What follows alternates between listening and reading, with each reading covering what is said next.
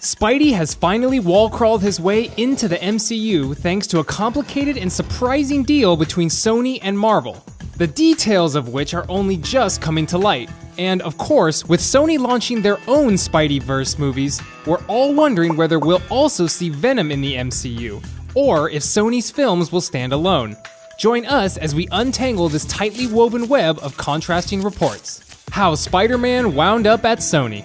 It all began back in ancient history, aka the 90s.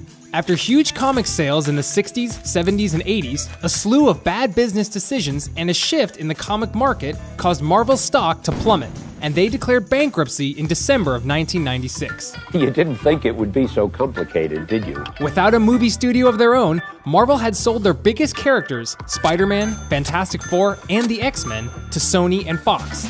Only a fraction of the box office gain went to Marvel Comics, so in 2005, they decided to make their own films.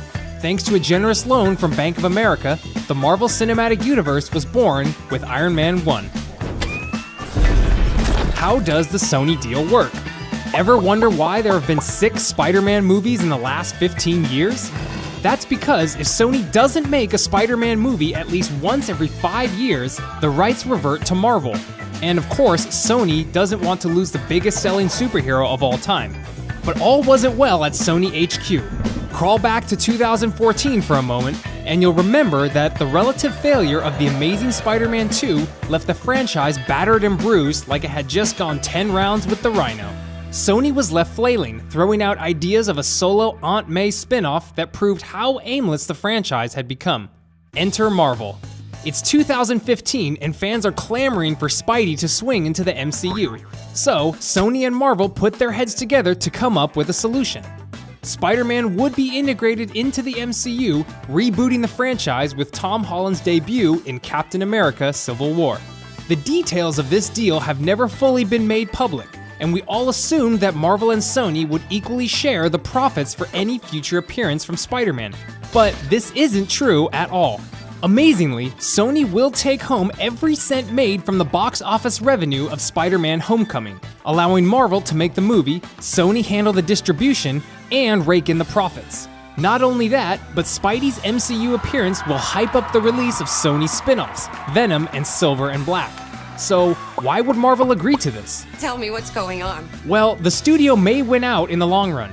Crucially, Marvel retains all the rights to merchandise, which is where the real money is.